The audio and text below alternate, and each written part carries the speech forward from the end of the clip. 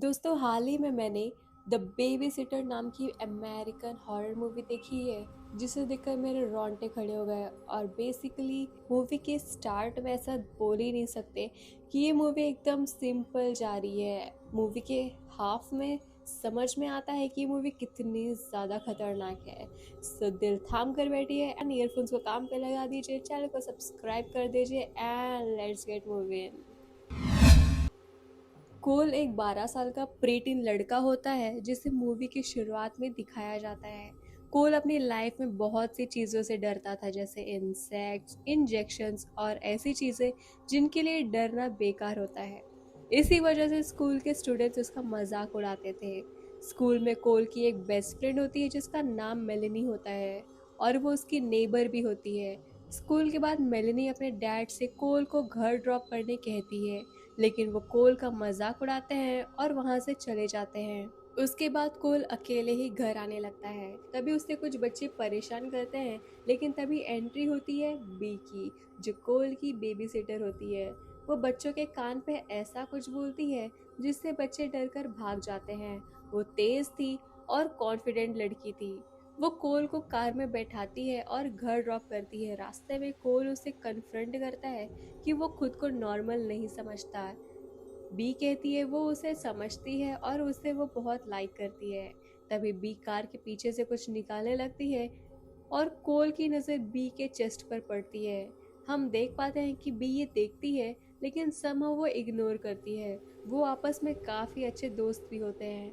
अगले दिन कोल के डैड उसे कार ड्राइव करना सिखा रहे थे, लेकिन कोल इसमें कुछ खास इंटरेस्टेड नहीं था। अगले दिन स्कूल में वो मेलिनी को बी के बारे में बताता है, तो मेलिनी कोल को बताती है कि बेबी सिटर्स अक्सर बच्चों को सुलाकर अपने बॉयफ्रेंड को घर पर बुलाती हैं और सेक्स करती हैं।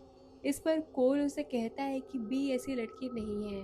कोल के पेरेंट्स को अपनी जॉब की वजह से अक्सर शहर से बाहर जाना पड़ता था।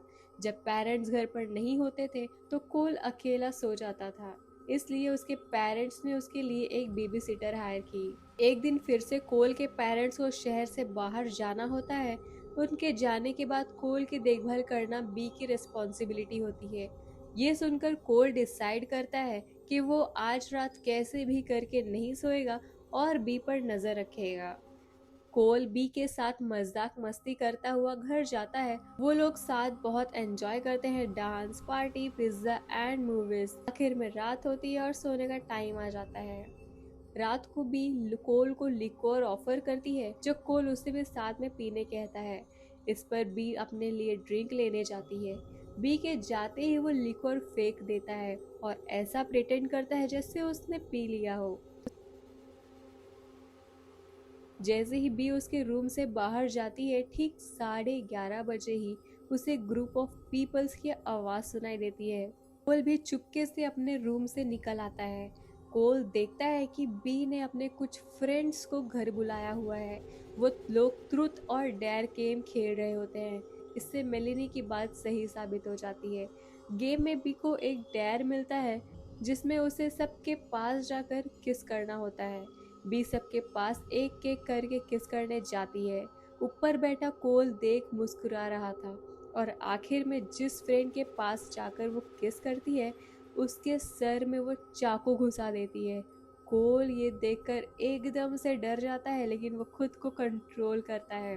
इसके बाद बी के बाकी फ्रेंड्स उसका खून एक बर्तन में जमा करने लगते हैं। यहाँ ये चीज रिवील होता है कि बी और उसके फ्रेंड्स एक डार्क रिचुअल परफॉर्म कर रहे होते हैं। बी अपने फ्रेंड की रिचुअल के लिए बलि चढ़ा रही होती है।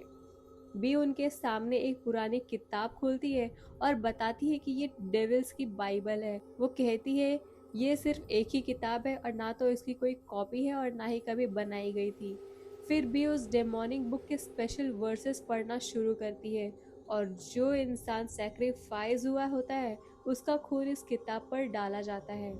रिचुअल के कंप्लीट होते ही वहां मौजूद लोगों की मनचाही विशेष पूरी होने वाली होती है। अपने गोल को अचीव करने के लिए उन्हें एक मासूम बच्चे के खून की भी जरूरत होती है और वो बच्चा और कोई नहीं बल्कि कोल ही होता है। कोल ये सब कुछ चुपके से देख रहा होता है। बी के सच सामने आने के बाद वो बहुत ही ज़्यादा डर जाता है। डर के मारे वो जल्दी से अपने रूम में भागता है और अपने मोबाइल से पुलिस को कॉल करता है। फिर वो ड्रॉअर खोलता है, एक पॉकेट नाइफ सेफ्टी के लिए अपने पास रख लेता है। इसके बाद कोल सोने का ड्रामा करता है। थोड़ी देर बाद बी अपने फ्रेंड्स के साथ कोल के रूम में आती है और सिरिंज के थ्रू उसका खून का सैंपल निकाल लेती है। कोल बहुत ज़्यादा टेरिफाइड होता है, लेकिन वो अपना डर को कंट्रोल में रखता है। असल में बी ने पहले ही कोल के लिक्वर में ड्रग मिला दी थी, इसलिए बी को लगता है कि कोल 8 घंटे के लिए सो चुका है। उनके जाने के बाद कोल घर से भागने का प्लान बनाता है। वो विंडो के बाहर कपड़े बांधकर एक रोप जैसा बना लेता है ताकि उनके सहारे लटक कर नीचे उतर जा सके। लेकिन हम देख पाते हैं कि पीछे बी पहले से मौजूद थी और वो गई ही नहीं थी। ज्यादा खून निकलने की वजह से कोल बेहोश हो जाता है। जब उसे होश आता है तो वो खुद को कुर्सी से बंधा हुआ पाता है। कोल के सामने बी और उसके कल्ट मेंबर्स खड़े होते हैं। कोल अनजान बनने का नाटक करता है जैसे उसे कुछ पता ही नहीं हो, और बातों के बीच वो पॉकेट नाइफ निकाल कर रस्सी काटने लगता है। तभी एक मेंबर बोलती है, क्या इस बच्चे को पता है मिरर में साफ दिख रहा है कि ये रस्सी काट रहा है? आई मीन सीरियसली, ये सीन काफी ज्यादा फनी था। तभी पुलिस वहां पहुंच जाती है। बी का एक फ्रेंड एक पुलिस ऑफिसर को मार देता है और दूसरा पुलिस ऑफिसर को खुद बी मार देती है। इस फाइट में बी की एक फीमेल फ्रेंड को चेस्ट में गोली लग जाती है, जिससे वो पैनिक करने लगती है। कुछ ही देर में सारे पुलिस ऑफिसर्स मारे जाते हैं, लेकिन उनके वॉकी टॉकी पर मैसेजेस आते रहते हैं जिससे ये कंफर्म किया जा रहा होता है कि वहाँ सब कुछ ठीक है या नहीं। इन मैसेजेस का रिप्लाई स्पेशल पुलिस कोड्स के थ्रू दिया जाता है, और ये कोड सिर्फ कोल को ही पता होते हैं, क्योंकि कोल बड़ा होकर पुलिस ऑफिसर बनना चाहता था और ये बात बी जानती थी। बी कोल को धमका कर उन कोड्स के बारे में पता कर लेती है। बी का एक मेल फ्रेंड वॉकी टॉकी पर रिप्लाई करता है कि सब कुछ ठीक है। इसी बीच कोल अपनी रस्सी काट कर भागता है और अपने रूम की तरफ दौड़ता है। बी का एक फ्रेंड उसके पीछे भागता है, लेकिन सीढ़ियों से फिसलकर गिर जाता है। एक नोकदार ट्रॉफी उसकी गर्दन में घुस जाता है और उसकी सांस रुक जाती है। कोल अपने रूम की विंडो से जंप कर देता है और छुपने के लिए एक जगह ढूंढता है। वो गैराज में जाता है, लेकिन तभी उसके पीछे से एक डेड बॉडी गिरती है। वो किसी तरह खुद को संभालता है और उसे एक फायर क्रैकर दिखता है, जिसे वो अपने पास रख लेता है। फिर कोल एक जगह जाकर छुपता है। वहाँ इंसेक्ट्स होते हैं, लेकिन कोल अपने डर पर काबू पा लेता है। बी की एक फीमेल फ्रेंड कोल को ढूंढते हुए वहाँ पहुँचती है।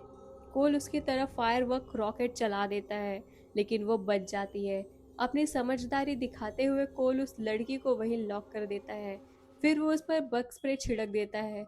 आग और स्प्रे के मिक्स होने से जोरदार ब्लास्ट होता है और बी की वो फीमेल फ्रेंड वहीं मारी जाती है। ब्लास्ट की आवाज सुनकर बी का एक मेल फ्रेंड वहां आ जाता है। वो कोल को मारना चाहता था, लेकिन कोल जल्दी से ट्री हाउस पर चढ़कर खुद को बचा लेता है। लड़ाई के दौरान कोल और बी का फ्रेंड दोनों नीचे गिर जाते हैं। बी का फ्रेंड रस्सी में फंसकर लटक जाता है और मर जाता है। इसके बाद बी कोल पर गन से फायरिंग करने लगती है। कोल अपनी नेबर और फ्रेंड मेलिनी के घर भागता है ताकि अपनी जान बचा सके। वो मेलिनी से कहता है कि पुलिस को कॉल करे, क्योंकि अब मेलिनी की लाइफ डेंजर में हो सकती है। तभी बी डोर के पास खड़ी हो जाती है और वो लोग सीढ़ियों के पास छुपते हैं और किसी तरह बी वहां बंदूक लेके उन्हें खोजने लगती है। वो लोग छुपते हुए बाथरूम के अंदर चले जाते हैं,